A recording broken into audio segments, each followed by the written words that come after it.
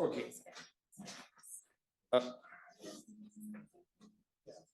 Okay, I think we did almost review of the customary 10 minutes, and indeed a few people arrived. So I will now officially start this event of the political economy of innovation strategic area of a monk school. This is our special annual talk, and we thank all of you for coming.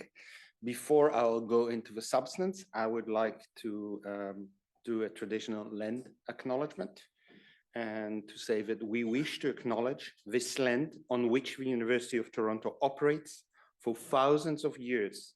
It has been the traditional land of a Huron-Wendat, the Seneca, and most recently the Mississaugas of the Credit River. Today, this meeting place is still the home to many Indigenous people from across Turtle Island, and we are grateful to have the opportunity to work on this land.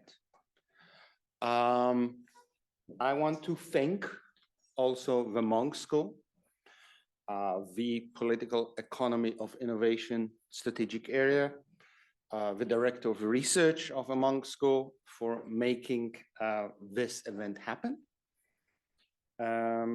Today we have a special guest, and we're going to talk about, and we're going to, on purpose, look beyond just innovation policy and seeing how innovation interact with policy under emergency. And that emergency is an emergency we are still very well aware of, which is called COVID. And we are extremely fortunate to have Dr. Professor Leora Malky-Epstein here from the University College London. She is an expert in air quality and a physicist or geophysicist in fluid dynamics by training from the University of Cambridge. She focuses on cities and building and on air quality, ventilation, and urban fluid dynamics. She's also the founder and director of the Control Active Ventilation Environment Lab, which I suspect all this name was created just so she can say that she works in a cave, which is the acronym. She's also the co-director of the UCL Royal Academy of Engineering Center of Excellence in Sustainable Building Design, and the co-founder and developer of the unique Master in Engineering in Architectural Design. During COVID, she ran the environmental study of the UK government events research program to understand and mitigate the risk of COVID transmission at public events, which allow the government to reopen, hopefully safely, we'll hear about that, the music, sport, and culture sectors, improving air quality and thermal comfort on London buses, and protecting key workers, such as the drivers, and waste collection crews from COVID transmission. We also have a star-studded panel in which here sits Dr. Fahad Razak, who is also an engineer by training, but then he decided he doesn't like things, he prefers people, and he becomes a physician, a medical doctor. And he's serving as an internist at St. Michael Hospital, as well as being the Canada researcher in healthcare data and analytics at our beloved university. He is the winner of multiple awards and recognition, from the U of T President Impact Award to being the first physician appointed as a David E. Bell Fellow at the Harvard University. And he co-founded the Gemini, which is the largest hospital research network in Canada, and was a scientific director of the Ontario COVID-19 Scientific Advisory Table, and co-authored at least 50, if I count correctly, science and policy briefs that shape the policy around COVID. We also will have joining us online Dr. David Fisman, who is also a medical doctor and an epidemiologist who studies the epidemiology of infectious diseases. Again, the winner of multiple awards including the Laureate Award of American College of Physicians and the Citizenship Award given by the University of Toronto Faculty Association.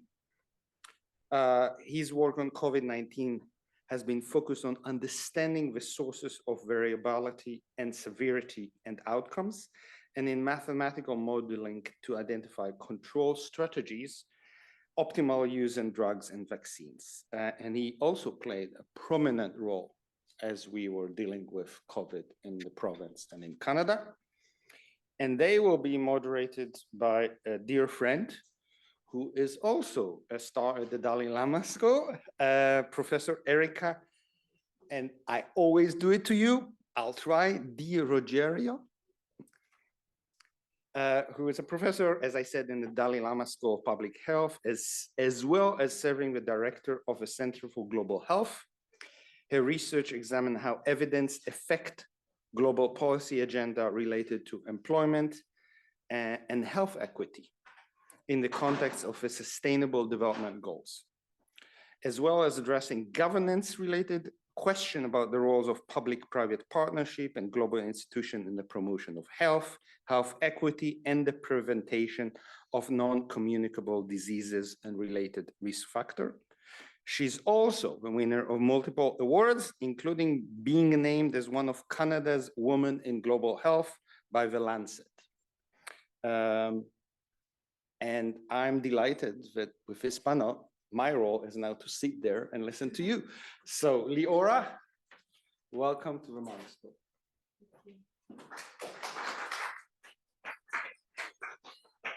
Thank you, Danny, and thanks to the Monk School for inviting me to give this talk. It's really a pleasure to talk about this work that took over our lives for quite a few months during the COVID pandemic. And actually ever since, we've still been working on this ever since that time. So I will use this clicker. Yes. So just a brief overview of what the talk will be about today. We're going to talk first about the context of the work, so how we determined that COVID was airborne, the Scientific Advisory Group for Emergencies of the UK. So I'll describe a bit the work that they've been doing. We started off by doing some work on the impacts of COVID on key workers and how to protect them. I'll then describe the events research program in detail and explain how that was set up and in what manner that was set up, the different research groups that worked on that program. And then talk specifically about the problem we were asked to investigate, the approach we took to that, the challenges of getting organized and the logistics of this and the whole process of actually carrying out the work, analyzing it, reporting it to the science board every week for 26 weeks, and describe the methods and key research outcomes in a bit of detail. So to start with, you're probably aware that at first there was quite a bit of anxiety around the research community. People who were experts in air quality and in aerosol generation and in fluid mechanics were quite aware that the spread of COVID seemed to be going very, very rapidly around the world. It was very difficult to explain through any other mechanism why it was spreading so rapidly. The issue of contact, close contact, and surface contamination didn't seem to explain the rapidity. And there was some evidence because of super spreading events, such as the one at the Skagit Choir in the US, where there was evidence that one person was infected, and yet everyone else became severely infected, even though they were not in close contact at the time. And one thing that we're aware of for people who worked in the building sector is that ventilation is a really key issue in buildings, that spaces are not always as well ventilated as we would like them to be. And that means that actually all these aerosols that are generated by people when they breathe stay in the air. And as they accumulate over time, if they do have high concentrations of the virus in them, there is a risk of getting infected. So it was really very much a challenge relating to understanding how buildings work, how fluid mechanics works, and being pushed by people who are not necessarily epidemiologists or have the medical knowledge. So after several months of debate, the World Health Organization in the UK Public Health England and the US, the CDC, recognized that probably not only is COVID airborne, but inhalation is probably the most dominant mechanism for transmission in most of the settings that they found. And particularly aerosols, what's important about them is that they float in the air. They don't actually settle. It's not like rain. Once you breathe them out, they're just in the air, and other people who are rebreathing the same air that you're breathing out can get infected. And in that sense, we also need to acknowledge Lydia Moravska, as an aerosol expert, was very active in bringing this to people's attention and assembling a team of more than 200 scientists and experts in air quality to write letters and actually get public health authorities to recognize this. So in the UK, the Scientific Advisory Group for Emergencies, there is a group that will be convened whenever there is some kind of emergency. One group that I was familiar with before was convened because of the Iceland volcano that released a very large ash cloud that stopped international aviation for 4 days a few years ago. And that a person who used to sit on that actually SAGE group contacted us earlier in the pandemic, a group of us at UCL, because he knew us and said, there's a lot of work that is needed around here. Could you help Transport for London? Could you help look at protection measures? So the SAGE group that was convened for COVID was quite unique because it really, this activation of SAGE, they met over 100 times. This is really a massive commitment in terms of time and in terms of energy, and in terms of even things like having to respond then to COVID inquiries for a very long time. So they were very active. They were very active at talking to the research community. You could contact them. We contacted them with little papers about things that we thought, do you think this is important? Do you think that is important? And they also helped to discuss with research councils the distribution of funds so that funds could go to the right places.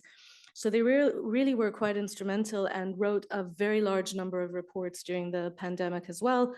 To a couple of those, my group also contributed. So one of the projects that came to us from those groups was the problem that Transport for London had. Between March and May, this was already quite clear in March and April of 2020, that there was a very large mortality rate amongst bus drivers in London. They really stood out compared to other groups of people and compared even to other key workers because they had no real protections. They were not in a health setting. They were not wearing masks.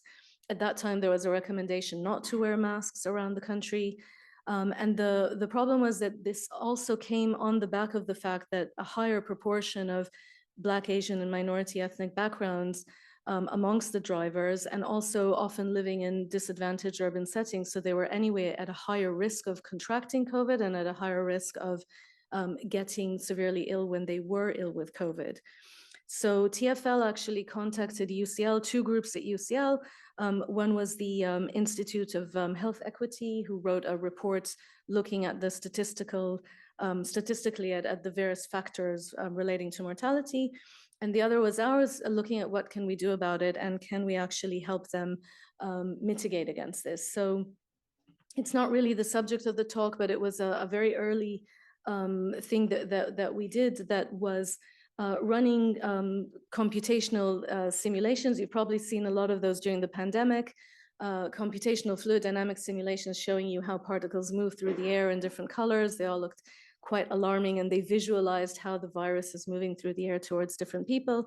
Of course, the bus unions were very interested in this and wanted us to run simulations like this. And it was at some point down to us to say, you could run an infinite number of simulations of different scenarios, but let's just look at the worst case scenario, call it an air quality problem, look at the concentration of the virus in the air and how can we reduce that concentration. So on the basis of our advice, they've completely renovated the assault screens that London bus drivers need assault screens, unfortunately, already, and that they kind of renovated them to make them more sealed, and also added bespoke ventilation systems for the drivers to separate them from the passengers. So we noted that one of the major risk factors was the fact that those buses used to be full of 90 to 100 passengers at rush hour, and with so many thousands of different members of the public being on the bus at different times of the day, there was a high risk that bus drivers were exposed, and we wanted to separate them from the passengers as much as we could. So we continue that work also to look at protecting passengers. Transport for London put these notes on all the windows, please open the windows to improve ventilation, and that stayed on for a very long time, causing other problems further downstream that I won't bore you with. But that was our first project. So we applied for what was rapid response funding from the UK Research Innovation Funding Mechanism. Over time, they've tackled, for tackling the impact of COVID, they funded over 3,000 different projects. A number of us got together. We applied for funding to look at London bus passengers. That was one project. And we also looked at generally ventilation guidance and improving ventilation guidance for buildings. So we all got together, and because we volunteered, we were a group of experts with different disciplines and complementary expertise, a consortium of 6 different universities. When we applied, it was known that we wanted to work on this, and we were then contacted to ask us if we could work on the events research program. So these kind of all these discussions happening behind the scenes. What happened was we realized that what was supposed to be a really small part of this consortium, I was supposed to lead a small work package with 1 postdoctoral research associate doing some field studies and measuring ventilation in maybe 4 different settings over a year and a half. When they came to us just before Easter in 2020 and said, we have a really urgent problem, we want to monitor all these large live events and see if we can help reopen the sector more safely, we immediately said, well, okay, that's fine, but we're going to need a lot of equipment and a lot more people. So that all turned into a much larger study. So the context of this is the economic impacts of live events. This is some work that the Department for Digital Culture, Music and Sports had done. Their own analysts kind of looked at what are the impacts for different types of events. You'll notice that they are divided into indoor, outdoor, seated or structured events and non-seated or non-structured events. So that was based on public health advice, kind of looking at, outdoor was considered to be safe, seated was considered to be more safe than unstructured events where people mingle a lot more. And they were trying to just understand the overall impact of keeping these live events closed. It's important to note, so you could see Premier League is over there with 2.6 billion pounds as an outdoor seated event. The Premier League, obviously, that's just the spectators who come to watch the matches. The real economic impact is on TV. But it was clear that there is a very large sector here with a lot of people relying on it for their livelihoods that had been closed for over a year. So we were quite motivated to help them and to see what we could do. This is just one very small example of the kind of media attention that was attracted around, the kind of pressure on the program as well. The slide I just showed you was not shared until a bit later in June. There was a lot of pressure on the department to already share the results of our program. And our program only really started in the middle of April. So by the middle of June, everybody wanted all the scientific results right now and have said, there's a huge impact of this prolonged closure. So there was quite a lot of pressure on the program. So the events research program, even though I showed you the economic impact and all of the pressure on that, it wasn't only done to help the live event sector. It was actually done to help the UK as a whole come out of COVID lockdowns. So it was part of a roadmap review, a set of roadmap reviews that the UK government announced with 4 different strands to it. One was looking at social distancing, one was looking at COVID status certification, so the whole kind of vaccine passports or even the lateral flow test that you can take to show that you're not infectious at the moment, so you could go to work or go to school or travel. They looked at global travel and they looked at the events research program. So that was one of the 4 pillars that they used to provide evidence to reopen all of society. So many of the things that were tested at that time were not just about the live events themselves. So I pulled some of the information, the formal information from the government publications, just to explain kind of the formal objectives of the research program.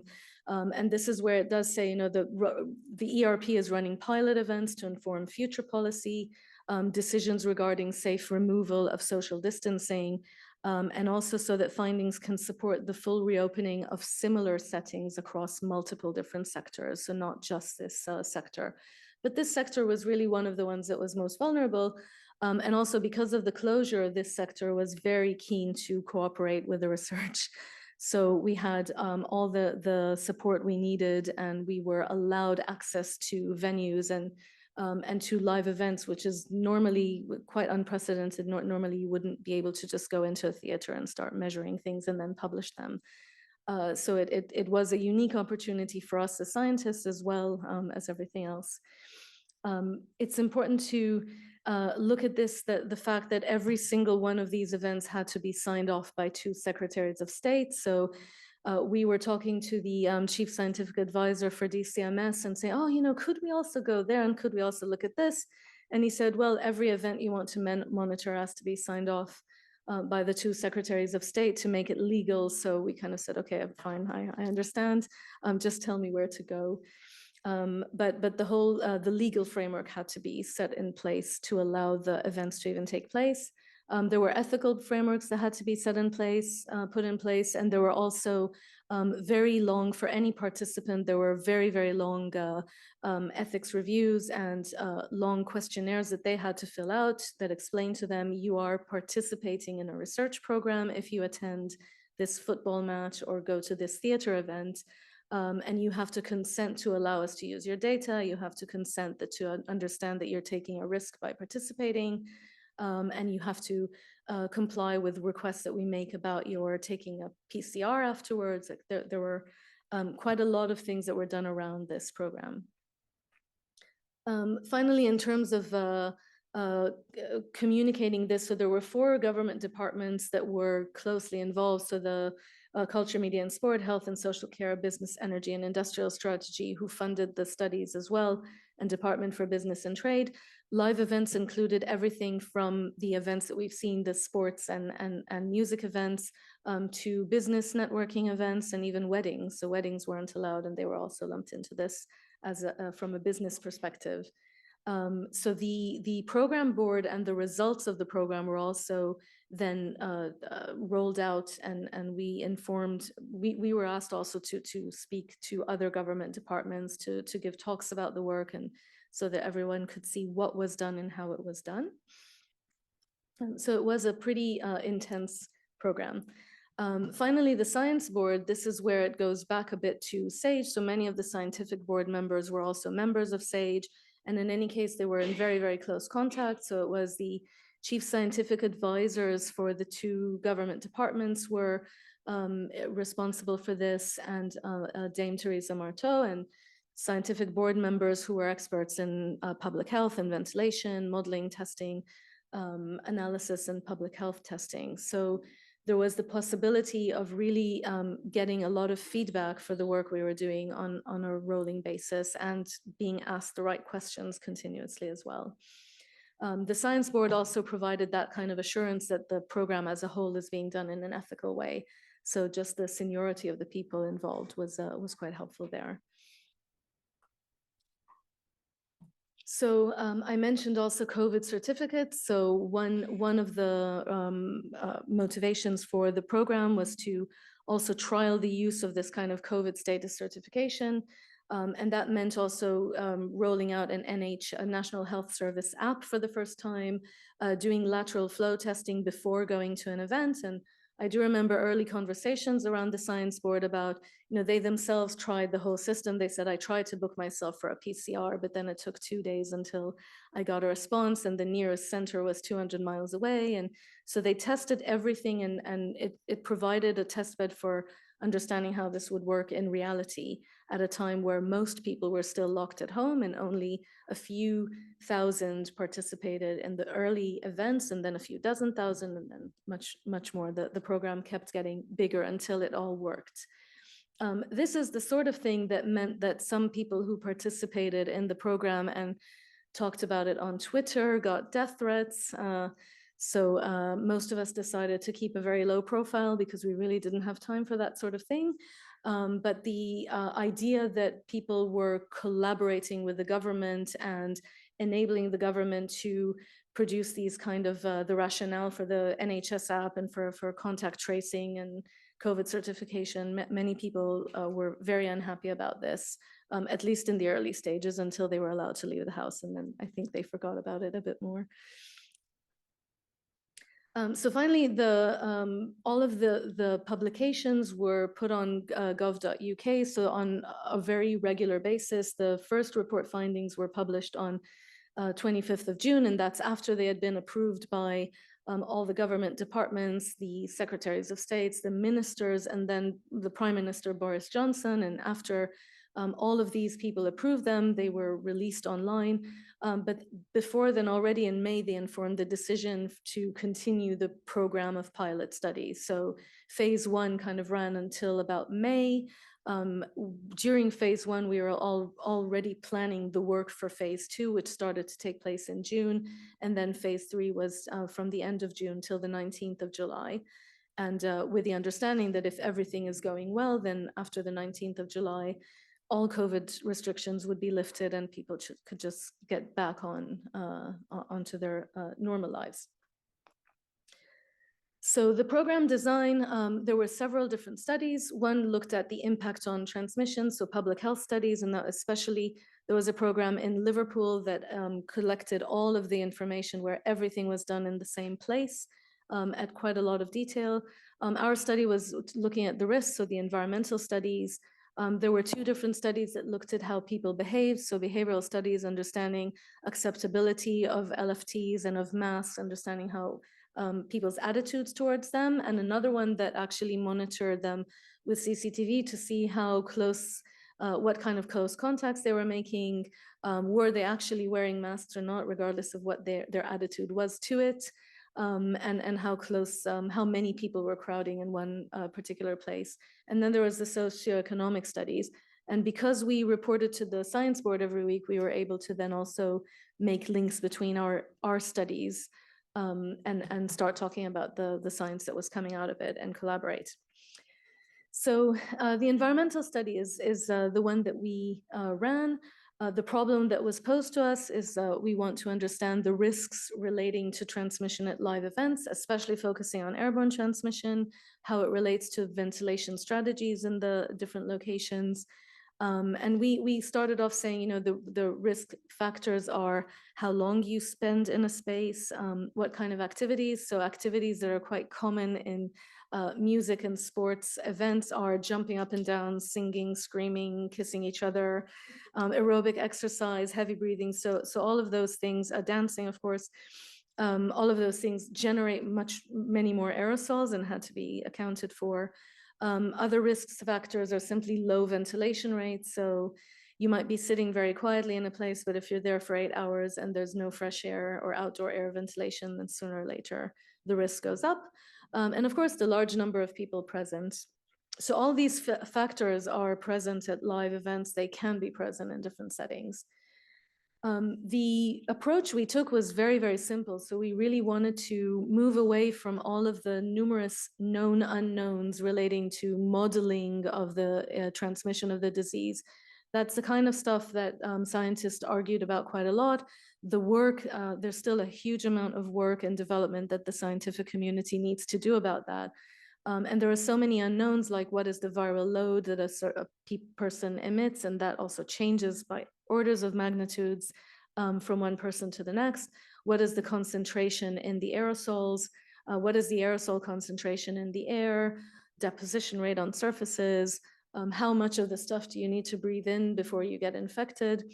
There's so many things that are extremely complex about this problem, and that work is still ongoing years later. So we just said, what is the most simple thing we can do? It's been established already. If you just measure CO2, carbon dioxide in the air, carbon dioxide, not monoxide, of course, that is a proxy for exhaled breath, because there isn't any normal source of CO2 in the air except for the CO2 that we create in our bodies and breathe out. And if it starts accumulating in the air, that means that many people have been breathing out for a while and the air has not been flushed out with ventilation. So it's a very, very simple metric. And the duration of the exposure roughly relates to the risk of infection, but this is all a very, very rough guide. It is not an actual numerical value of risk. So CO2, the reason it helped us as well is that it focused on the environment that is created by the indoor spaces. So the only thing that event and venue managers could actually control was what kind of environment are they creating? How is it designed? What ventilation rates do you have in there? How many people are you bringing in? What is the occupancy? So those are the kind of things you can actually control, and CO2 monitoring tells you how well that is going without telling you, if there's nobody with COVID on site, there's no risk of transmission at all, even if it's very badly ventilated. So we only looked at what could event venue managers actually do. So everything to do with modeling airborne infection, as I said, it takes a very long time. And the insights, you normally would model some kind of very complicated scenario in very great detail, get the answer after 2 years, and then it's only relevant to that really specific case study.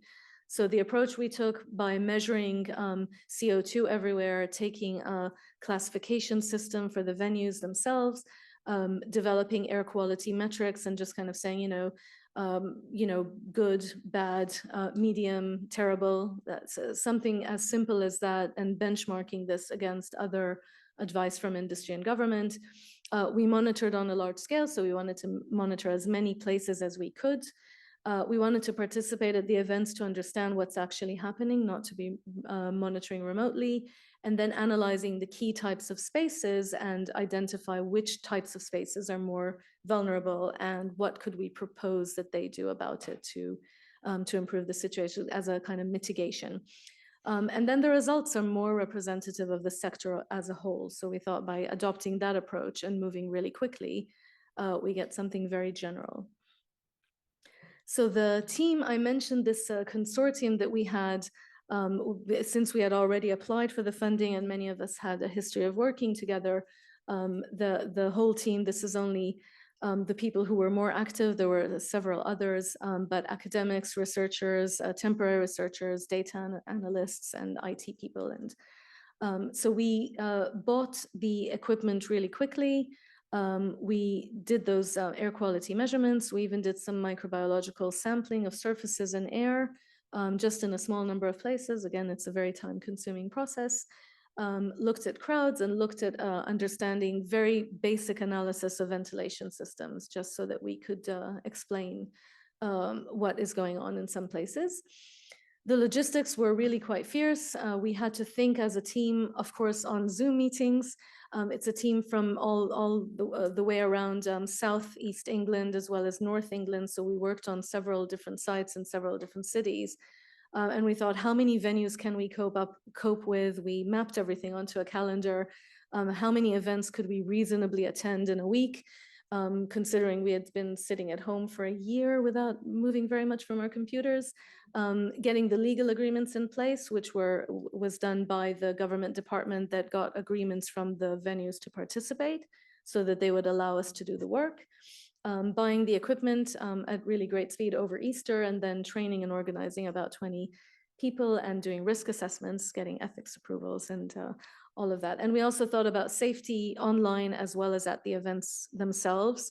How do we keep away from crowds, and even things like, is everyone going to go crazy and start being very rowdy at football matches, and should we be physically removed from them as well? So there were quite a lot to think about. The process we went through, the research program was updated every week. So between April and August, we had 26 meetings from the science board. Even over the summer, again, the pressure was on to release the results from all of the different phases as quickly as possible. So we couldn't really take a summer break and go and relax somewhere. We had to finish writing all the science notes as well. But the phase one was the really quick data analysis to get lessons learned and then report to DCMS by May. I mentioned this already, the ministerial review, get an overall picture of it. We compared the risk of exposure at an event to the risk of attending a day at the office, so that we would have some kind of benchmarking that was meaningful to people. And that's looking at people's personal risk, not at the overall risk to the country of transmission. That's what we did in the environmental study. The public health studies, of course, looked at risks of transmission and epidemiological risk as well. And then we continued the phases 2 and 3. So again, the getting organized, this is just kind of what it looks like, all of our equipment being transported to different venues, mapping out what we're monitoring and where, how many sensors we put everywhere. We had a visual air quality dashboard so that we could see the data online, and that was really a game changer. If we had to go to every sensor, download the data to a laptop, and then analyze it manually, we would not have been able to do even 5% of the work that we had done. So the online database was really key here. And we did site surveys. We went to a whole range of places. There was Wembley Stadium, and these places had been shut for a year. They were quite, the people who operated them were walking around trying to get the place all spruced up for the visitors. We had the Royal Ascot for race horses. We had the Brit Awards at the O2 Arena, and a nightclub and several theater and opera events as well. And many people were wearing masks at the time, but there were some events where people really refused to wear them as well. So we had to account for that too. And we measured overall 10 venues around the country. There were 90 events in total, or 90 to 100 events in total in that time. There were different types of sports, music, and theater events. And the database that we created then allowed us to kind of continue to analyze this data. We're still analyzing it to this day, and about a dozen papers being written about different types of settings and different ventilation strategies. So what we also wanted to do, which was really important in terms of the public health advice, is kind of break down a little bit that original structure that I think I told you about at the start, indoor venue versus outdoor venue. The idea was indoor is risky, outdoor is safe. The idea of looking at structured versus unstructured and what does that actually mean. So we started looking at how places are ventilated. So indoors could be mechanically ventilated and very well ventilated, could have large wind flow going through, could be just a little bit of trickle ventilation. It really depended very much on the kind of setting we're looking at. And even sheltered areas outdoors, if people are congregating, they actually are still breathing the same air. So they're not necessarily 100% safe. And then we classified also the types of spaces. So are they a main activity area? Is it like a lecture theater, people sitting quietly and watching something, facing the same direction? Is it people moving around a business event, networking and standing in small clusters? What happens in private boxes and meeting rooms, and arrival and departure areas where you have thousands of people waiting in a queue to go somewhere, or people waiting in a queue for the toilets or the lifts? So we really broke it down to all of those. And we really found that the majority of the venues had a very large number of different types of spaces with different uses and a mixture of those, and everything had to be accounted for.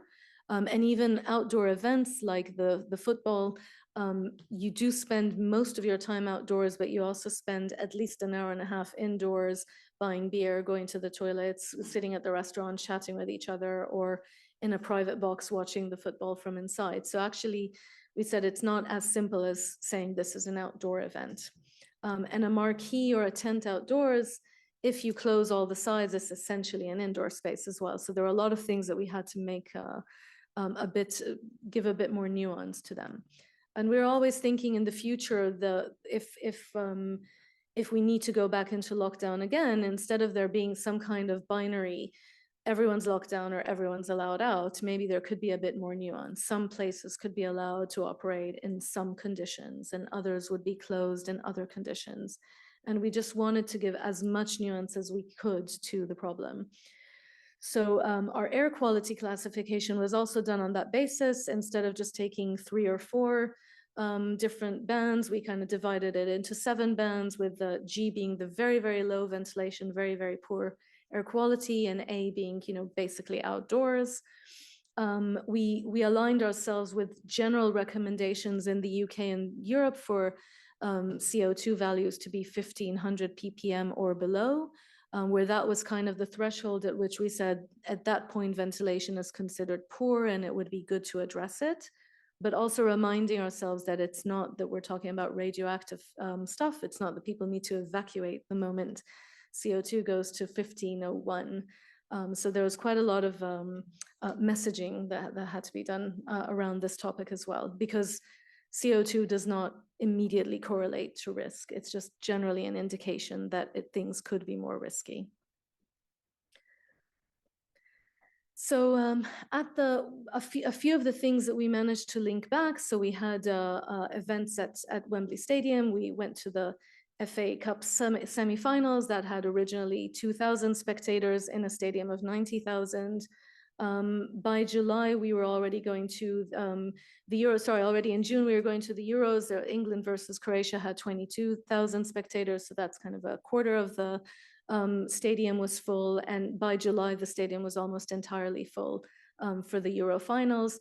There was also a nightclub event that was very densely occupied, and obviously everyone chose to mainly congregate at the front of the nightclub and all dance as close as possible to each other rather than take up the entire space. So although it was a reduced occupancy event, all the people were standing in exactly the same place, more or less on top of each other.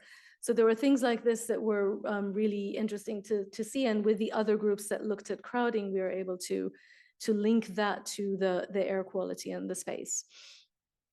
So the key results, we tried to aggregate them and say, what is air quality like across the board at all of the events? If you look generally at events, if you look generally at what you find, most of them were aggregated, and most of them were found to be in the air quality bands A and B, which were quite safe. There were some of them had maximum values, so for short periods of times, usually less than half an hour or an hour, they might have had maximum values that were a bit higher that were also in the other bands, and that's what these graphs are showing. But generally, for 170 out of the 179 monitored spaces that we looked at, the air quality was actually really good. At the 55 events we monitored in the first phase, only in 10% of the spaces were ever experienced any kind of poor air quality, and usually it was for a short time. So we were able to kind of give a reassuring message up front that overall things are actually not as bad as you would think. But we were also able to then identify specific settings that were more risky. So the very tall bar, you wouldn't be surprised to hear that was the nightclub. Besides the fact that obviously people were crowding and in close contact and dancing, there was even the air quality itself was very, very poor. So that was the place that experienced the worst air quality. People were also there for the longest time, so they were more at risk. And we compared all of these to sitting in an office for 6 hours. So let's say you do something that most people would consider to be safe enough, and then compare the worst case scenario to them. With the nightclub, they initially decided not to open nightclubs, not to continue to open nightclubs, and no further tests were done. But eventually, when everyone was vaccinated, those were opened again.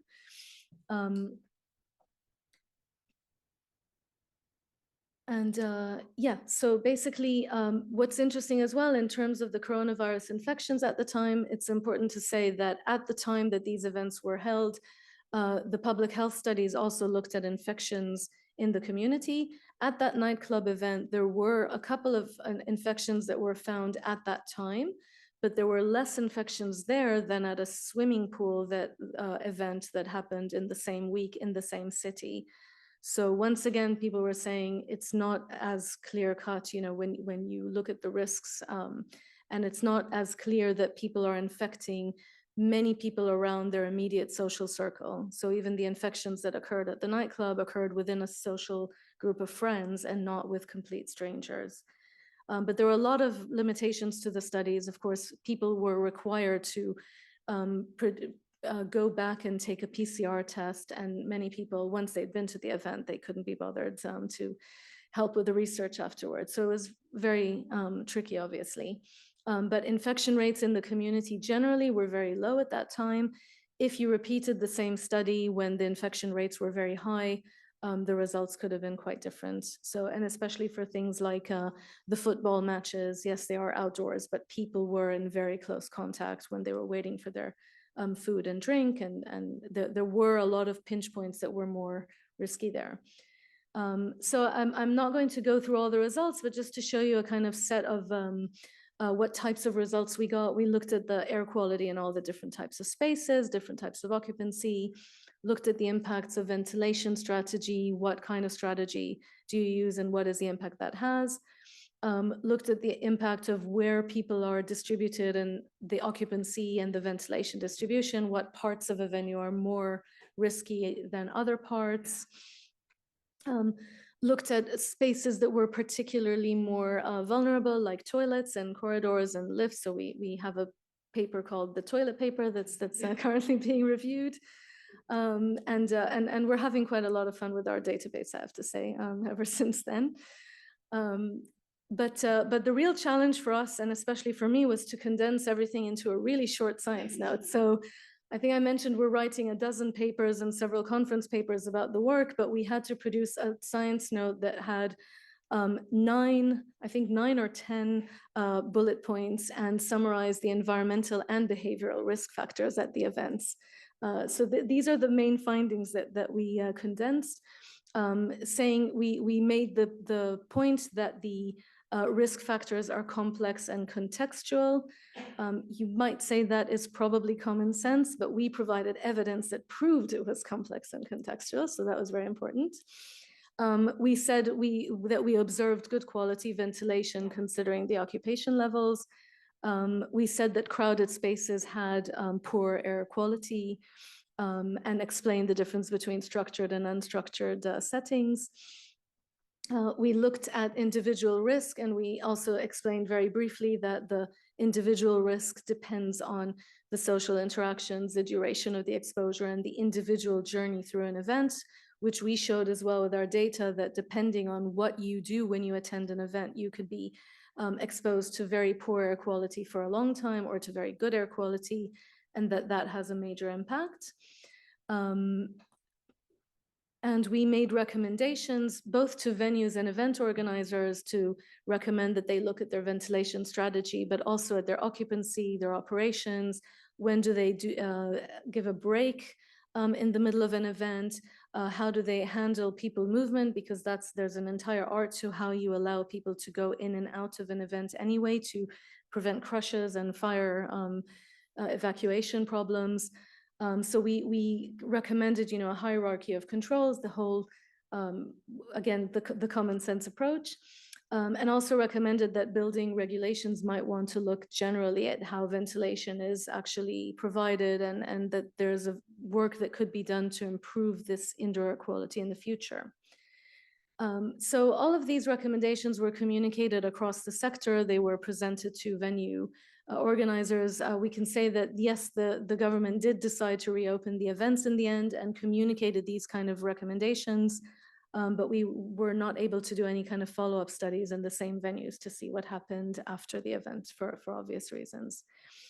So finally, just a quick note to say, out of all of this work, and this is some of the maybe innovation that came out of the study and the opportunities that we had, we did recognize the built environment we live in has major challenges. It's not just about air quality, it's also about generally population growth, urbanization, climate change, natural hazards, environmental hazards.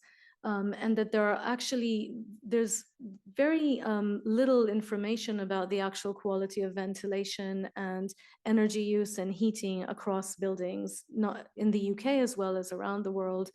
And that means that in an emergency like a pandemic or in any other setting, you can't really get any assessment of what air quality is like across all of these different settings.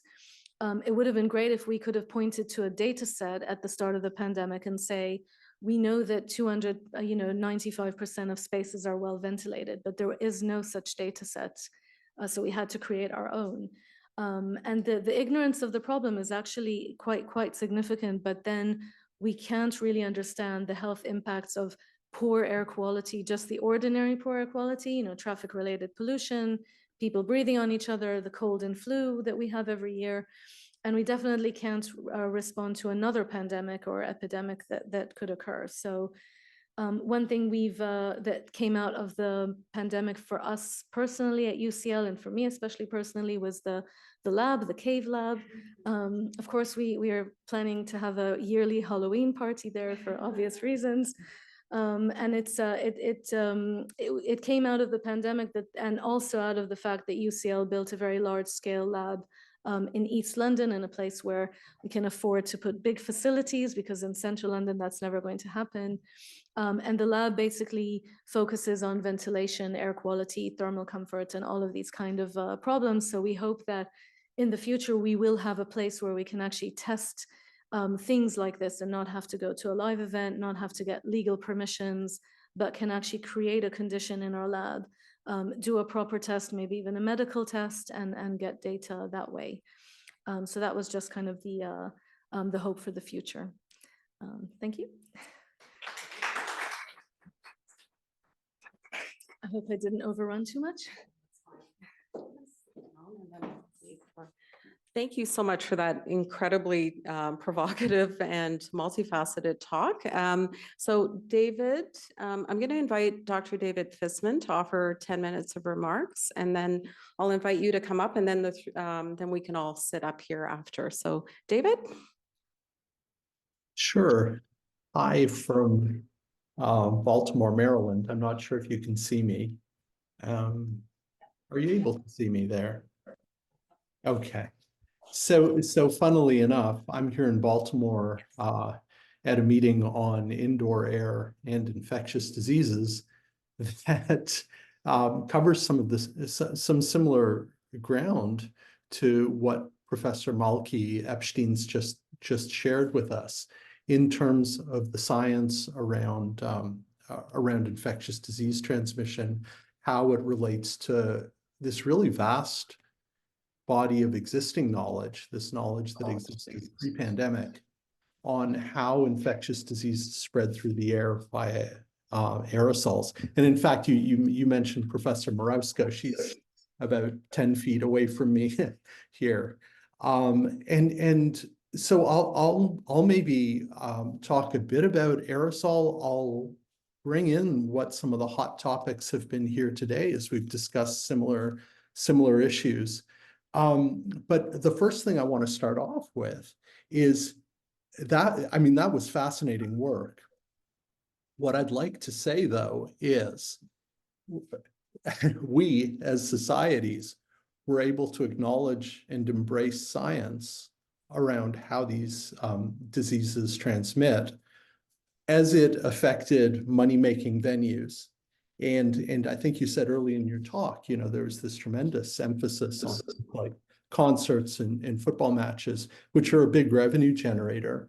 And what I'd like to suggest is, from an equity point of view, and given where the pandemic was hitting the hardest, what does it say about us as societies when we're prepared to use this science, this excellent science that you've presented, to try to prevent and understand infections in concert venues, nightclubs, and football matches, but we weren't prepared to do the same sorts of things for schools, for healthcare environments, and for long-term care facilities where many deaths occurred. I'll circle back to that. I'll leave that with you for a moment. When I had been talking to Professors Braille and De Ruggiero prior to this meeting, one of the things that seemed to be interesting to them, and that I'll share with this crowd, and of course, I can't see facial expressions, so I won't know if you're nodding off and if this is boring and pedantic. But one of the things that I've found really interesting as someone who has longstanding interest in infectious diseases is, how did clinical medicine and public health become so disconnected from this vast body of engineering knowledge around aerosols and indoor transmission of infectious diseases? Because this was actually shared knowledge a century ago. And you can see that If you're at the Monk School, take a walk down College Street, for example, walk past what's now Canadian Blood Services. You'll see what was the original Victoria Hospital for Sick Children, which was very specifically designed with ventilation in mind. Florence Nightingale had, done this work during the Crimean War, identified ventilation of health facilities as a really important factor in preventing infectious diseases. Of course, in the mid-19th century, a lot of diseases that we don't think are airborne these days, including things like malaria, it's literally in the name, malaria, and like cholera, were thought to be transmitted by effectively airborne routes, by miasmas, these disease clouds. And so, hospitals and other buildings were very much designed with that in mind. And you see that in the massive windows, for example. A bunch of the older engineering buildings have these absolutely huge windows and the beautiful Palladian facades, and you'll see them in Hospital for Sick Children. So how did we lose that? How did we lose the emphasis on that? And I think it's a complicated story. Part of it involves the medical profession actually being initially overinvested in the idea of miasmas. The idea that microbes could transmit communicable diseases was regarded as superstition. This idea that particles too small to see might be causing cholera was derided. But what you had through the 1870s and 1880s was this dramatic progress on the microbial front, where the causative pathogens for different diseases, including tuberculosis, including cholera, the role of mosquitoes in transmitting malaria, were all identified, and sort of discredited this idea of miasma, the idea that you could have a toxic cloud. And in fact, most famously, the German sanitarian, Max von Pettenkofer, who came up with the idea of monitoring indoor CO2 as an index for ventilation. Max von Pettenkofer was a tremendous antagonist of the idea that cholera could be spread by microbes, and famously or infamously drank a flask of Koch's cholera bacillus and said, "I didn't get that sick. It can't possibly cause cholera." So you had this real reaction that kind of culminated around the turn of the century, around 1905, thereabouts, when a very influential physician in Rhode Island, Charles Chapin, wrote a textbook saying, we've moved beyond this superstitious belief in air and infection. We know that microbes, based on his available technology, which wasn't much, don't go too much farther than 6 feet from a person when they cough or when they talk. And he was, of course, growing bacteria on plates. And this kind of became part of the medical canon, this idea that things don't travel through the air. And individual pathogens were then gradually readmitted to the airborne club over the course of the 20th century, with tuberculosis being acknowledged as airborne, as a lone airborne pathogen in the late 50s. With measles and smallpox being acknowledged based on, dramatic events that couldn't be explained in any other way, chickenpox getting into the airborne club. But we find ourselves at this pandemic, with the occurrence of this pandemic, with this really public health establishment that doesn't believe that airborne transmission is a thing. So when we have emergence of a novel infectious disease that, as per this talk, really the transmission can't be explained any other way except via the airborne route. What you had a group of highly influential people in positions of authority who hadn't grown up on the idea that infectious diseases can be transmitted through the air. And I think that created a lot of problems. What I'll segue to now, because Monk is a policy school, is what I think the really key point of all of this is that when and Fahad ably shepherded the science table along through the latter part of the pandemic, when folks were trying to inform public health decision-making with science, I think that there was a tendency to emphasize scientific uncertainty when I don't think there was that much scientific uncertainty, certainly not after a few months of the pandemic. And certainly the airborne community wrote a letter famously to the WHO pointing that out. But there was this emphasis on scientific uncertainty as the driver of decisions. I think it's important to remember that policy around science isn't unidimensional. Policy around science, what we do is not determined by whether we have scientific certainty or scientific uncertainty. It's really a two-dimensional plane.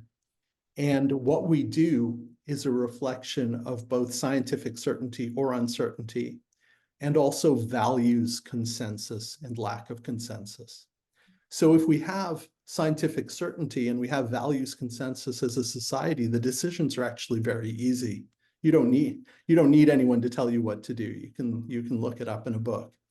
If we have values consensus, and we do have a lot of scientific uncertainty, which, as I say, I don't think is the case, we can just use the precautionary principle.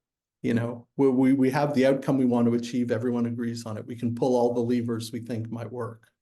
What I think happened with this pandemic, for a variety of reasons, is we had little scientific uncertainty, but we didn't have values consensus. And we had different stakeholders wanting our response to go in different directions. And I think this talk's a great illustration of that. You had a business community that was very concerned about economic losses. You may have communities of folks with immune compromised conditions who really want this disease stopped in its tracks, regardless of the economic losses. You may have parents who are primarily focused on what are the impacts of both the disease and the policies on kids. And to complicate things further, I think this lack of values consensus was accompanied by public dishonesty. And I think you've seen that start to bubble up, where people would say one thing in public, you know, that we're all in it together kind of stuff.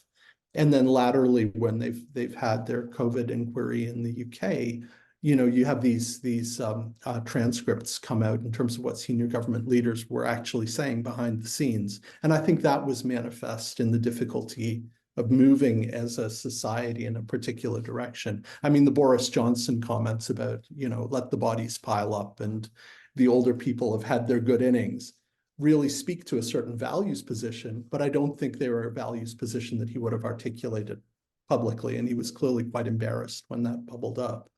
So I think values versus science is very much part of this story.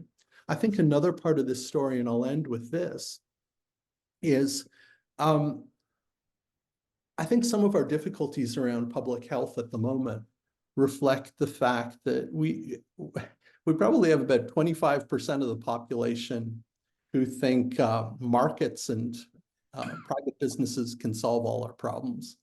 We probably have another 25% at the other end who think that markets and private business is the source of all our problems and that everything should be a public good. Where I work in, you know, in the field of public health, a lot of the good stuff that we do concerns public goods. So these are goods that are non-excludable, non-rival. We know free markets are going to fail if we try to produce these via free market. An example of that would be clean outdoor air, or the fact that you can turn on a tap in Toronto and not get cholera. So when we're trying to create clean, safe indoor air, ideally in hospitals and schools as well as in concert venues, what we're trying to create is actually a public good. And public goods don't create themselves. So we need to talk about regulation, and we need to talk about standards, and we need to talk about how you enforce those standards.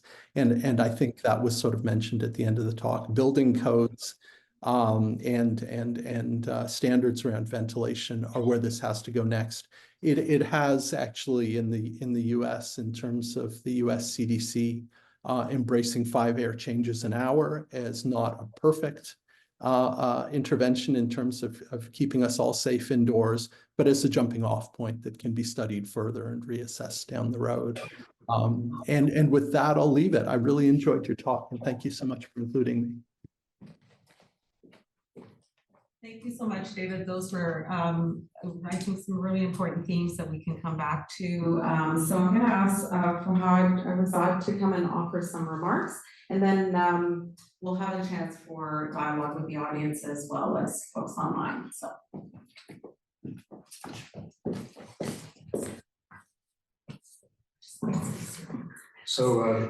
what a pleasure to follow Leora's amazing presentation and David's beautiful historical comments and perspective on, I think, what is going to be one of the most important health threats that we face and opportunities that we face going forward. I think I'll focus maybe on a few factual elements around air quality, think about it from more of a clinical lens, extend out beyond just infectious disease to think more broadly about how air quality affects our health, and then move on to what I think are the opportunities, which are very important. And I think we're looking at a time where there's going to be historical investment in Canada and more broadly around what constitutes good health. And I would argue that we need to think more broadly about these broad upstream determinants, which very critically include indoor air quality now. So starting with what we know, David provided a beautiful historical lens about the importance of understanding the impacts of these diseases, and the knowledge that they were transmitted by air is obviously not a new thing. But historically, even preceding airborne illness, of course, we knew that waterborne illness was a critical part of what was causing, by some estimates, the majority of human health effects declines around the world. You know, I was struck when I was visiting New Delhi a few years ago, and I was visiting the Taj Mahal. And these were the wealthiest people in the Asian subcontinent that built the Taj Mahal. And this was arguably one of the wealthiest societies on earth at that time. And I had to crouch in every doorway to walk through the Taj Mahal. And the reason I had to crouch, of course, was because even though I'm of a genetic lineage of people who came from that part of the world, I am much taller now than the people who lived there a few hundred years ago, even though they're the wealthiest, most powerful people in that society. And the reason why was because of diarrheal illness, probably, and nutrition, that even if you were the wealthiest people in society, those episodes of diarrheal illness as you were going through your growth phase had lasting impacts on your future adult health. And so even the wealthiest people in society were 5'5" or 5'4" at that time, a few hundred years ago. Now, of course, we see the impacts of positive nutrition, good air quality, and good water quality now in society, where if you look at those populations that have migrated to North America, to Europe, they're much, much taller than even the immediate generation before them who grew up within the Asian subcontinent. And it can tell you, it shows you in a very graphic way, if you look at family photos, it shows you very obviously the huge impact, even within a generation, when you address one of these important environmental, water, air, one of these important determinants of how people grow and flourish. If you think about the major kinds of disease that people die of now, of course, we've just gone through a phase with COVID where it became the dominant cause of death, or one of the most important causes of death in almost every society globally. But if you look at the chronic diseases, heart disease, strokes, cancers, lung disease like COPD, we now have an unassailable clear link between air quality and both the development of those diseases and the exacerbation of those diseases. So that's very clear. We also know that you can intervene on air quality to reduce the severity of those illnesses or the tendency towards exacerbation. So we know that by looking at panel studies of populations that are at most risk of when air quality events goes up, but if they're in a protected environment, like a well-ventilated room or the use of HEPA filters, that the risk will go down. There's even a randomized control trial that was done that showed that blood pressure directly related on that day to the amount of fine particulate in the air. And then if you put in a HEPA filter within that indoor space, you can lower blood pressure to a similar extent as powerful blood pressure medications. So the effect can be very consequential. The second thing we know is that environmental hazards are rising. So if you look at the trends of forest fires and fine particulates, there's clearly an upward trajectory over the last 20 years. It's, again, unassailable that air quality has deteriorated in a very noticeable way globally. One of the things that was striking this past summer here in Toronto is the air quality was so bad that most people couldn't spend time outdoors because of forest fires. And I was thinking back that I had never seen that occur in Canada, but it reminded me of memories of visiting India with my family when I was young. and air quality days were that bad. But now here in Canada, we're experiencing the same thing. And I think all of us expect that we will not see less of that. We will see more of that going forward. We also know that the emergency that we faced the last 4 years, it's only one of a series of other events that didn't quite break through to the same extent from an infectious disease perspective. But if you look at, for example, the WHO declarations of public health emergencies of international concern, COVID was the last one, but there's been 7 declared in the last 20 years. And as you see human societies encroach on animal populations, when you see the crowding that occurs in low-income settings throughout the world, the anticipation of many scientists is that these kind of zoonotic events are going to increase in frequency rather than decrease. So it was 20 years from SARS-1 to SARS-2. It was 100 years from the great influenza epidemic to what we experienced these last 4 years. Most of us think that we will see another major event probably in our lifetime statistically based on what we are seeing. The next point that I would make is that it is very clear that when these events occur, whether we're talking about air pollution events because of forest fires, whether we're talking about COVID the last few years, that the groups that are going to be most disproportionately affected are those who are least able to advocate for themselves. So if you look at mortality rates here in Canada, but this mirrors what happened globally, the people most likely to be exposed and die during this pandemic were racialized group, were people who were lower income groups living in multi-generational homes, were frontline workers who had to work while many of us were able to stay at home and get our packages delivered, and were people in long-term care. And I would say that, as David has pointed out, these are the people that are the least able to advocate for improvements of the indoor space in which they inhabit, and the most likely to be impacted by future crises, whether it's environmental or whether it's disease-borne. The fifth point that I'll make is that Leora's talk, I think, beautifully illustrated that indoor design and the design decisions that we make and the adaptive strategies that we bring into indoor spaces can have a huge effect on the air quality. So this is controllable within at least the indoor spaces that we inhabit. I will say more broadly, of course, the broader pressures that are driving climate change and zoonotic disease spread into human populations are something we have to consider. They're big existential problems for humanity, but clearly, even at a mitigating stage, there are things we can do internally in the spaces that we inhabit. And I would say for Canada especially, this is an important opportunity. I mean, we are fundamentally a cold weather country compared to many other populations, and a lot of our time is spent indoors here. So what to do? I think that if you look at how populations responded here in Canada and other parts of the world, when it became clear that water quality was an important driver of people's health, they invested. The beautiful water treatment plants that we see across the city of Toronto, what you see across this country, what you see throughout Europe, those were huge infrastructure investments that populations were willing to do because it was clear that there was a disease link. I would argue that that kind of link is as clear today for airborne illness as it was then for waterborne illness. The second is that we need to think, I think first and foremost, about mitigating strategies for the most equity deserving groups.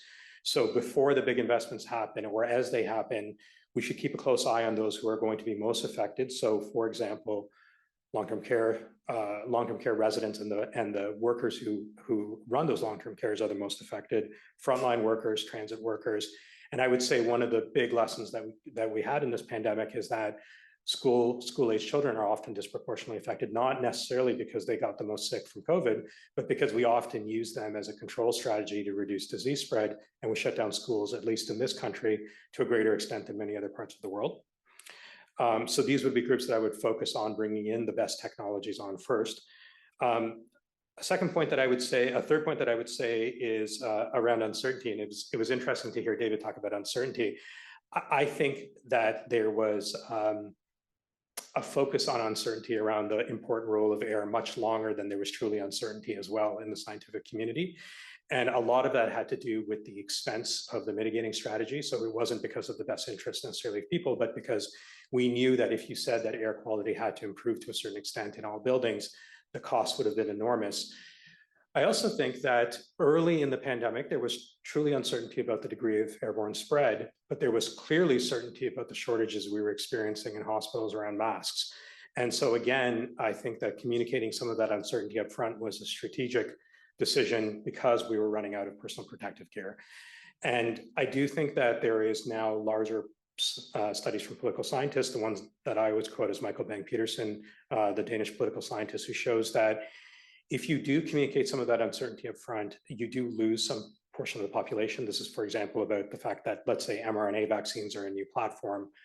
But if you are honest about that uncertainty, you will retain more of the population over time. And so I do think that, using the example of masks and air quality, the focus on saying upfront, you don't need masks, rather than acknowledging, you know what, you may need masks for this, but hospital workers or frontline workers are the ones who are being the most exposed. We're running out of it. Can we prioritize them until we get more? And we will continue to communicate the science around this. I think that communication of uncertainty would have been more effective than saying you absolutely don't need masks. And then suddenly we have a lot of masks available. And now you need masks. Diversify advisory. So, you know, Danny pointed out that I'm an engineer by training, but I'm not an engineer.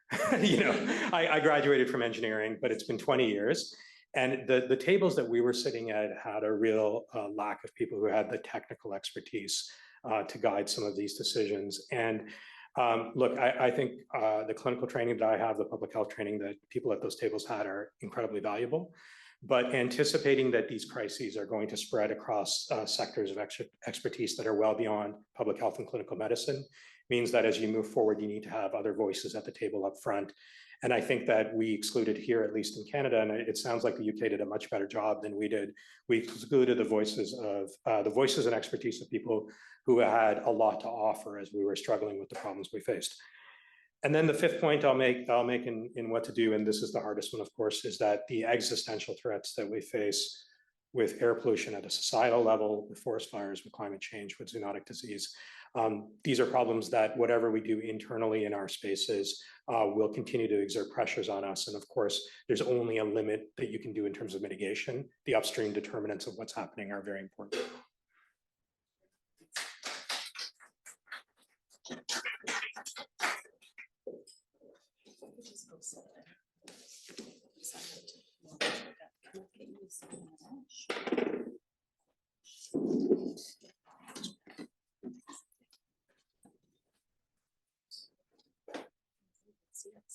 Yeah, he can't see us at all anyways.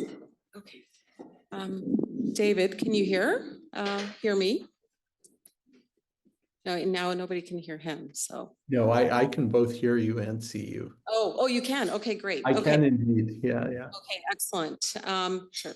So lots to bite off. And what I'd like to do, because we started a bit late, is still give a chance to the panelists to respond to each other a little bit, but I will come to you, rest assured, you will have your chance to have a question. And also, if you have a specific question, maybe for one of the panelists, that perhaps to direct it to that individual. And I'll also monitor the questions online. So I think, Leora, since you were the first to speak, but I would like to actually give you a chance to perhaps react to things you've heard from the other two panelists. And, you know, I think there was a recurring theme on equity and how we make decisions. I think a running dynamic throughout the pandemic was, you know, saving the economy or saving lives, and then whose lives mattered more. And we also found that COVID was not the great equalizer, yet there were a lot of people who came very light to the party and thinking about equity as an important consideration. So I heard equity expressed in different ways. And you may want to take that up, since I think David did throw you a little bait. Maybe you want to respond on that or anything else that you've heard, just to give you a first chance to do that. So thank you. Thank you. Can you hear me in here? Yeah, I did want to respond actually to David on that, just to say that firstly, I think I've shared the fact that the events research program was an opportunity to carry out research on a group of people that were generally adults. At first, only people above the age of 16 were allowed to participate, so they were not vulnerable groups, so it was a bit more ethical to get them to participate. It was an opportunity because the fact that the entire sector had been closed for a year meant that they were very keen to collaborate and to allow access, which would have been extremely difficult in hospitals and schools. So there was definitely an opportunity there. It wasn't just a matter of a value, kind of a value-made based decision that events are more important than schools. In the UK, schools had been open for much longer, so it was they were a bit more fortunate than here. And I also wanted to say that there are many really excellent groups working around the UK that have been working throughout the pandemic.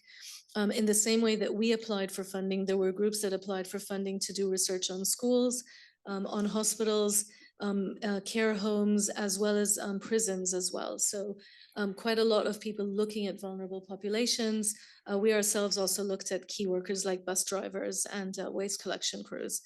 And we were pleased that people actually approached us very early on with this problem. So, so at least in the UK, I feel like there was some attempt to address that as well.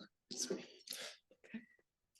David, did you want to comment further? And then I'll bring in I Fahad. mean, the UK ran circles around us in some ways, particularly in terms of doing population-based surveillance. And I think that was laudable. In terms of indoor air in healthcare, long-term care, and school settings, I know people were doing a fair bit of work in those settings.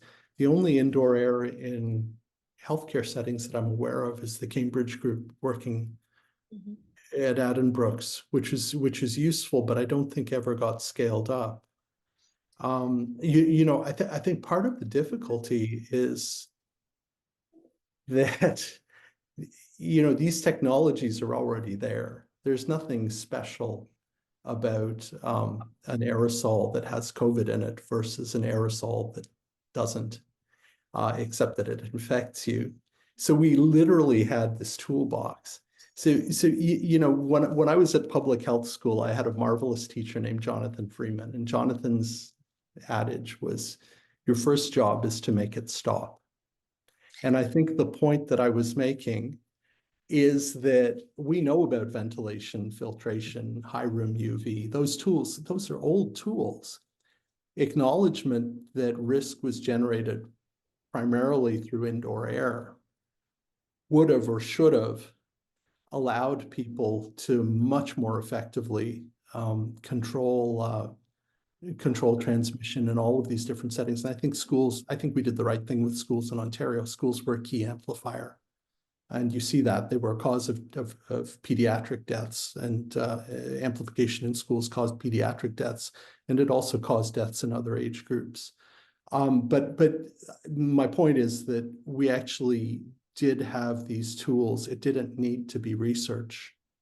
It could have simply been good public health practice that was guided by existing science.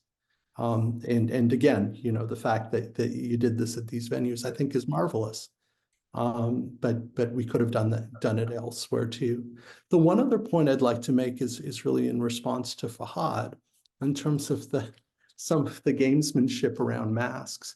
There's a marvelous, he's a controversial figure, but there's a marvelous book called The Honest Broker by a guy named Roger Pielke, who's a political scientist. And I've sort of poached his ideas around values consensus versus scientific uncertainty as kind of a two-dimensional plane. One of the things that Pielke says is that, when you have scientific uncertainty, it creates space for negotiation. And I think a real difficulty that I continue to struggle with, 4 years on, is the role that public health and medicine had, and Fahad sort of alluded to this, in generating uncertainty, basically by creating misinformation around transmission, because that created a space for negotiation. And I think, when you look at public health, and I think we have a crisis of trust in public health at this point, which serves us ill given the litany of other threats that we face, and Fahad's enumerated those nicely. I think to some extent, institutional public health in Canada has to own that. And a lot of that comes from the gamesmanship around, is it airborne or isn't it airborne? This really created some problems. I think that it'll be somewhat durable. Mhm. Well, I don't know if you want to respond, Fahad, but let me just sneak in a little thing that I think science, we have to not be naive about the fact that science can be used as a pawn for inaction. We've got lots of examples. If we talk about, while we do benefit from very good water quality in many places in Canada, we still have many Indigenous communities with boil water advisories. That's an equity issue. It's also an infrastructure issue that many of you touched on. But it's also, you know, an example where we've seen more research is needed to do further analyses about what we know what the problems are. It's a lack of action. And so science can be used as a stalling tactic by policymakers. So just wanted to sneak that in. But Fahad, I'm sure you have some comments in response to David, and I can come back to you after we are. Yeah, I mean, look, I think this, so the idea of uncertainty of communication, something I've thought about a lot because I was put into a position of having to communicate a lot of the vaccine information and other public health policies that were being made. And I think a lot of us learned about the process of communication. I mean, we're not part of, I think, the bigger stories here. A lot of the people who are in these positions are not trained in communication. And, you know, we're trained in reading textbooks for many long hours. And so you put us in front of a camera and if something goes wrong, you shouldn't be surprised. And so I think the communication about how to do that optimally is a very, from a policy perspective for these organizations that are going to be forced to communicate things in a crisis under extraordinary pressures.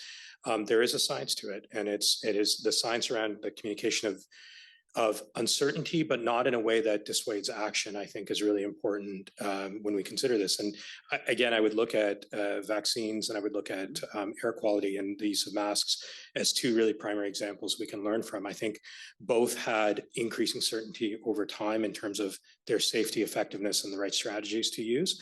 But the uncertainty communication around both of them was done in a little bit of a haphazard way.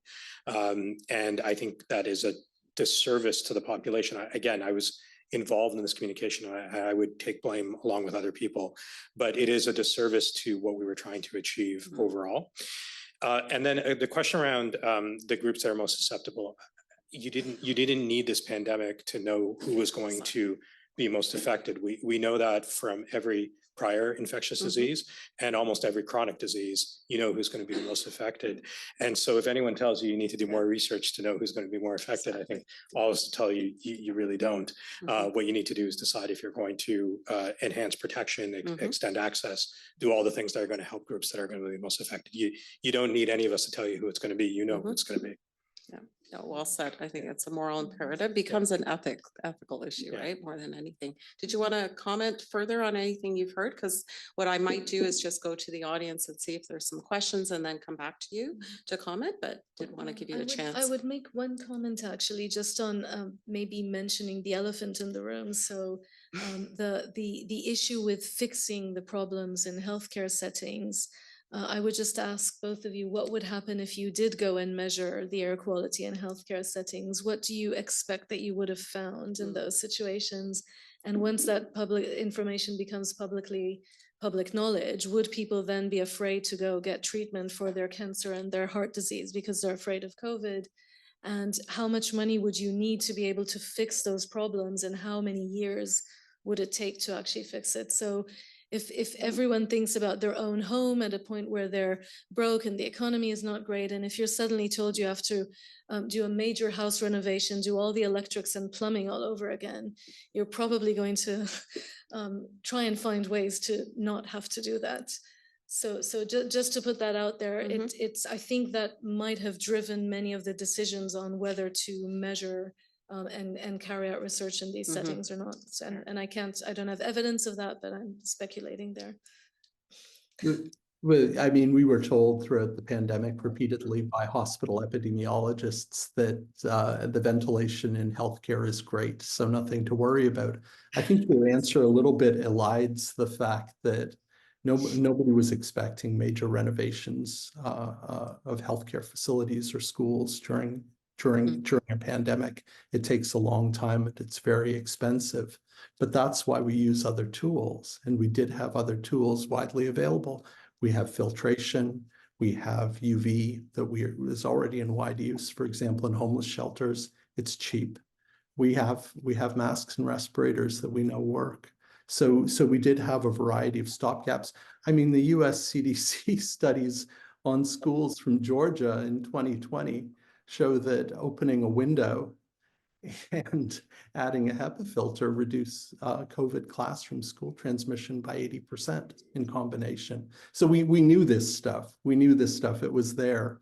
I think the cultural issues around physicians are probably a topic for another, and acknowledgement of fault are probably a topic of discussion for another probably dedicated time. I think Fahad alluded to this, but to me, the big drivers of not wanting to know and not wanting to acknowledge how this was being transmitted, the biggie is regulation and cost. Because once we actually have a statute in Ontario on airborne hazards, and there's been studious avoidance of the A word at all levels of public health in Canada, because once you say it's airborne, there's actually regs that kick in. And nobody wants to be the person who makes businesses and universities and schools and hospitals actually have to adhere to those existing regulations. So it's a bit of an ostrich head in the sand approach. I think you do have embarrassment. You know, I think the clinical infectious disease community at this point seems to be looking for ways to climb down without acknowledging fault. There are parallels between that and the 19th century cholera epidemics. You know, I think I think you had resources driving practice where people said, well, if it's airborne, we need to put people in negative pressure isolation rooms, and we only have 3 in our hospital. So you really had a tail wagging the dog thing as well. I think it was complicated.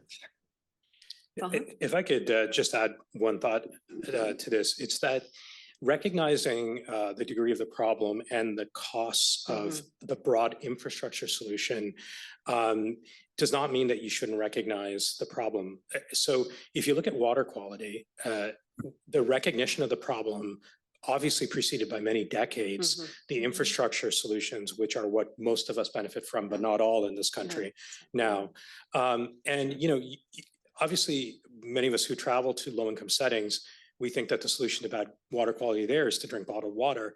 But for the people living in those countries, there are other strategies. They boil their water. So, you know, when we grew up and we were visiting our relatives, there wasn't bottled water. There wasn't plastic bottled water. They would boil water and they would put it into glass bottles, and it would line up the windowsill, and you would grab one of those bottles and you would drink from it. And I think there's a real analogy there. So in other words, in these countries, they recognize that water is a major conduit for disease, but that didn't mean that they were pressured to build water treatment plants in every poor community throughout the developing world. They came up with other strategies until progressively over decades that improvement could happen. And just like that here, just because you recognize that many diseases are airborne does not mean that you have to instantly improve the infrastructure of every single building in society. You would use other strategies. You would use sterilizing technologies like UV. You would use filtration technologies like the Corsi-Rosenthal box or other strategies. But it doesn't mean that you can't recognize the problem, because the cost of infrastructure is astronomical, which it is. To fix every building in Canada is going to be a generational investment. I'm just saying that you can recognize that, but still do something now. I think you're speaking to sort of the basket of what's in the policy toolbox, right? Depending relative to the need and the scope of the problem. So I'm going to, we don't have any questions online, but David, what I'm going to do is ask to see if folks in the audience here have questions. If you could come up to the mic though, so that you can be audible. Who will be the brave first soul? Yes. Okay. All right. Thanks, Shauna. For like a really tall person. Yeah. First of all, I don't know if you can hear me, but first of all, thank you very much, Leora and Fahad and David, for your presentations. Those were really excellent and sort of idea generating. My brain was churning. But a question that I have for all of you, it touches back to the sort of the innovation policy theme. You talked about in the UK the engagement of experts beyond physicians. Fahad, you talked about a challenge on the science table of the lack of engagement. What would we need to do here, and what other models might we want to look at to make sure that not only were we addressing the problem from a really holistic, interdisciplinary, expert-led perspective, but also how would we then feed that back in to improving the way we develop policy more generally? Who would like to start? I mean, I can start by offering a few thoughts. We did not have in Canada the equivalent of SAGE when the pandemic hit, of course. And so, you know, the structures that were built, the one that I am most aware of and was involved with was Ontario Science Advisory Table, was really, you know, people have said this over and over again, was built, it's like building the plane while you're flying. And so to me, it's not surprising that we missed certain areas of content expertise. It was very hard and there was enormous pressures, and many of us had other jobs. Like I was working, my clinical load doubled and Staney's load as the dean, you know, that everyone had these pressures. And so the fact that you missed certain areas of expertise is not surprising. I'm not saying it's excusable, but it's not surprising. And I would say that the pressure now, or the impetus from a policy perspective, is that these groups and the structure of SAGE, and, you know, in Canada, unfortunately, we've shied away from having a national review of what happened in the pandemic, but there is one federal review, and I'm on the panel that's doing that one federal review, which is called the Walport panel, which is Sir Mark Walport, who was the head of UKRI, and it was a very influential person that I'm sure Leora knows. And so working with Mark Walport, we've been crossing the country over the last 6 months, looking at specifically two very narrow questions. And one of them is what scientific advisory structures should now be pre-built, knowing that you have another crisis coming. We don't know when. It could be next year, it could be 10 years, we don't know when, but what should be pre-built. And the idea of pre-built is to make sure that you have a range of the expertise ready and you think through what is needed, not in the crisis, but before the crisis. And so the SAGE model, I think, has been influential, and I know there's critics of SAGE, but the idea that you would pre-build, to me, makes sense around these advisory structures.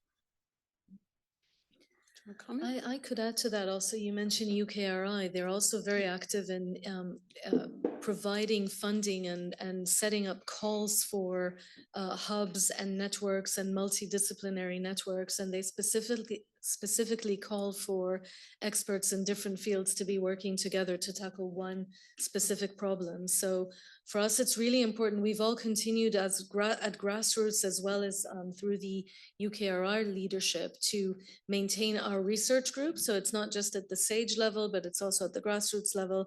And we've maintained that kind of interest in, for us, working with public health specialists, with epidemiologists to increase the amount of evidence that we have on a daily basis.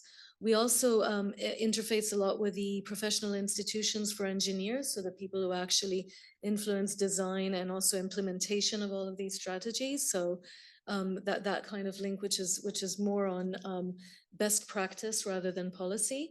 But I think keeping those conversations alive so that we are prepared, we already have that network of expertise and can speak the same language and not argue about, is an aerosol something that's smaller than 5 microns? Bigger than 5. I mean, just being able to have that conversation, and being able to understand for engineers and physicists that the medical community are always contacted by snake oil salesmen, and that we have to prove things to a certain standard in a certain way, and for the medical community to understand how we operate and how do we provide evidence and how do we measure things. So those conversations have to happen when everyone is calm and not when we're in the middle of a pandemic, and even the scientists are actually a little bit loopy. I mean, I would echo absolutely everything that's been said.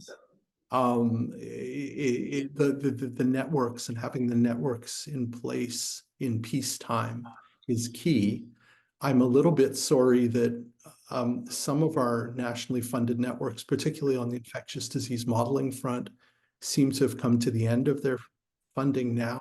I think that's unwise from a policy point of view. The two things I just wanted to add, well, maybe three. One is people have been talking about this for ages with One Health. You know, a lot of our crises, we see H5N1 now rearing its ugly head again. People have been talking about this for ages. You need veterinarians and medical people and epidemiologists talking across disciplines. Part of that is getting the kind of the career professionals in a room together and to have relationships. But part of it's also joint training programs so that you have these translational figures who speak different languages and can actually act as interpreters. The last thing I'll say, and this is, I'm just going to repeat a conversation I had with Lydia Morawska today, who I didn't realize had a Toronto connection. So she came to Toronto as a postdoc in nuclear physics. She's a particle physicist, and then got interested in indoor air and infection that grew out of that. And what she was sort of reflecting on is how valuable that's been to have become an aerosol scientist out of a different discipline, because she has these different toolboxes. So she's been able to move over to aerosol science, bring what she knew as a physicist, and obviously be this towering figure. And I think that's right. I think breaking down boundaries between disciplines may, within reason, may serve us well. Oh, the last thing I'll do is make a plug for Institute for Pandemics and Nelson Lee, because I think that Institute for Pandemics is actually a structure that's coming out of the pandemic that is doing exactly this. At least on the U of T campus, it's getting people from humanities, from psychology, from economics, from business, from medicine, engineering, getting all of us to actually have a bit of a network. And I think that's so valuable. Yeah, I think actually I had written down, I can't remember who had said it, but it echoes the point you were just making about that in academia, we're very good at siloing our disciplines. And, you know, there's value in that because you need to develop competence in your own discipline to be able to then engage in interdisciplinary or transdisciplinary dialogue. But structurally, we need to orchestrate that through institute structures and whatnot. I was just reminded, since in a past life I worked for a funder, that there was a program in Canada called Bridge that actually bridged public health and engineering together. It was at UBC, but I think this is one of the things I wanted to ask all of you to think about. Your presentation really touched on the measurement, you know, having to construct a data set, do the data collection, the measurement. To me, it reminded me of having the search capacity to be able to then answer questions in real time. And so you also talked about, you know, the role of donors, the role of legal frameworks, and the role of sort of ethical frameworks and governance and all of those things, right, that come together that I think were elucidated from this, you know, global pandemic. So thinking about that, and I guess just picking up on Shauna's question around, you know, how does innovation actually help inform some of these structures, whether it's we need innovation in governance structures, we need innovation in how data is collected, but what can we learn from this, you know, this experience in how we can build some of these, you know, bridges better? From your insights, any thoughts? I know it's a big question, but, you know, I think your presentation touched on all of those things, and yet we are having to build and fly the plane at the same time, as you were saying, right? So there's got to be some lessons learned, or as one of our colleagues, Ross Upshur, likes to say, that we have collective amnesia and we never learn the lessons from history. And that was true because there were lessons that we should have learned better from SARS, baby SARS, as I'll call it, the previous one, and many other infectious diseases that David nicely elucidated. So anyway, any thoughts about sort of, you know, that going forward? I think from my perspective, what was really helpful is was the structure of the science board, the sage scientists, this kind of almost analogous to business angels. So people that you could talk to, they provided a sounding board, they could help you look at different angles of a problem and just give you the confidence to start tackling a problem really quickly. And actually, bizarrely, the speed at which we had to operate was actually very helpful because it focused our attention. We weren't doing anything else at the time. We weren't kind of worried about being deans of different faculties. We're completely dedicated to that program. And when I look back, I'm just amazed at how quickly we made decisions like the classification system, all of those things that you could have been talking about for 6 months. And we just kind of said, okay, this is what is happening. You know, a decision was made in an hour. And it worked. So sometimes the speed helps, but the support also really helps of other experienced scientists who are sitting at home calmly and listening. Although they always told us you have 3 minutes for your talk at the end of the week. We would be running around all week, postdocs sending information. I'd wake up at 5 a.m., prepare a presentation, and have to talk at 8 a.m. And then I'd be told, you have 3 minutes to tell us everything you've learned this week. So it really did focus our attention.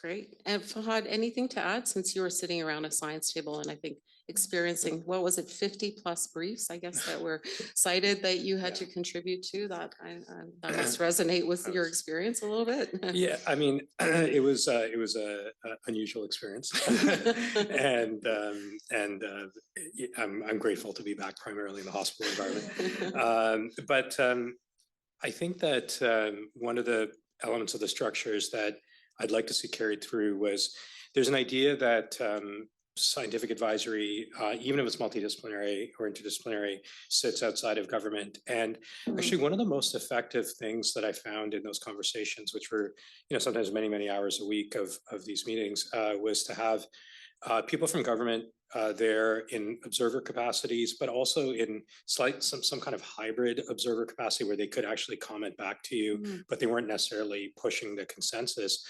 Because it is hard to get a sense when you're coming up with scientific principle statements, findings around an issue, to know what is realistic also during a crisis. And I think the back and forth I found very useful. People can say that it can bias you in a certain direction. I think that's true. Obviously, there's nothing perfect in these crises, but I did find the perspective to be very, very helpful to understand, as we were talking about solutions, what is potentially a starter, what is a non-starter. The second thing I'd say is that one of the things that worries me the most, and I see this in my clinical practice, and I know we all see this in society, is the distrust and misinformation that has come out of this pandemic. Obviously a phenomenon before, it's accelerated during the pandemic. Social media is the principal driver by many empiric estimates of what we're seeing.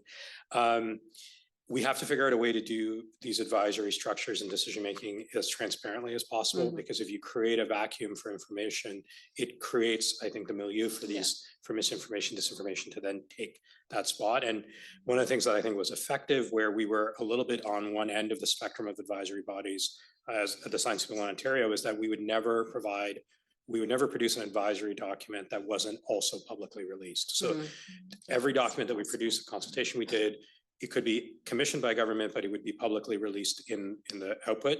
And the data and the dashboard, I was doing an interview for Toronto Life, and they were joking about our dashboard. It had 3.5 million views, and they said that's internet cat territory, and it made me laugh, because in what world would you expect 3.5 million Canadians to go to a data dashboard around spread? But people went, because in a crisis, the transparency of data availability was very helpful. And so a lot of my takeaways around how I would like to see this done next time is having that multidisciplinary lens. We could have done better. Having that transparency on information and then data. And there's a lot of opportunity there for Canada. And I'll just say, as a final small point, from being at the Monk School and thinking about innovation, we're fundamentally a country here that will spend a lot of our lives indoors. And so the benefits of what Leora and others have found in the science around this could have disproportionate benefit for Canadians compared to many other countries. And I think especially we could consider ourselves maybe an opportunity to be a leader in this area because it's going to affect us so much. And so there's a real opportunity there. That's great. Thanks. David, any thoughts? And anyone else in the room who has a question? Go ahead. Oh, I would just completely echo what Fahad has just said. Right on. I mean, someone flashed up a slide at the meeting I'm at over here today on the Clean Air Act in the US and the cost benefit around clean outdoor air. And the estimate is the return on the regulations has been about 30 to 1. It's created about I think it was $60 trillion in wealth for the US via averted health losses and via averted healthcare costs since it's been instituted. But of course, the gap in the Clean Air Act is it only applies to outdoor air. And as Fahad has just said, we spend most of our time indoors, and the levels of a lot of pollutants are actually higher indoors than outdoors. I mean, we spend 70% of our time indoors, and half of that we're sleeping. So yeah, there's a lot of space, even if it's less cost beneficial to regulate indoor air, you know, less than regulating outdoor air, let's say, there's a heck of a lot of wiggle room for it still to be net cost beneficial at a 30-to-1 return on investment. I mean, maybe I'll just make a small point because Leora is here. Like, I really worry that a lot of times we look to the UK. You know, the UK had the best trials infrastructure. They had the best observational data by many measures. And we were all looking at the UK and salivating at how good their infrastructure is. And Leora's new building looks incredible. I worry that we think of ourselves as a small country, and we're not that small anymore. You know, we're 40 million people, and the UK is 60 million. We're not that small a country anymore. But I worry that our ambition in this area is far smaller than our actual population at this point. I would could echo add to that and say that Finland are world leaders as well in indoor air because they spend almost all of their time indoors, and they're a much smaller country. So there's certainly echoing what you've said on that you spend a lot of your time indoors. It's a cold country. You really have very good rationale for investing in this area further. Anyone in the audience here have any questions they would like to ask? No? Okay, well, maybe we can, unless you have some final remarks, maybe we can wrap it up there. But on behalf of everyone here and online, I just want to thank, first of all, Leora for a very provocative talk, which clearly led to much discussion. And to David, thanks for joining from Baltimore, and obviously a very timely conference you're attending. It seems to be the month that for this discussion, we were just comparing notes. There'll be other discussions at a public health conference later this month in Halifax that will touch on some of these themes. And Fahad as well, thank you so much for your reflections. Excellent, thank you. That's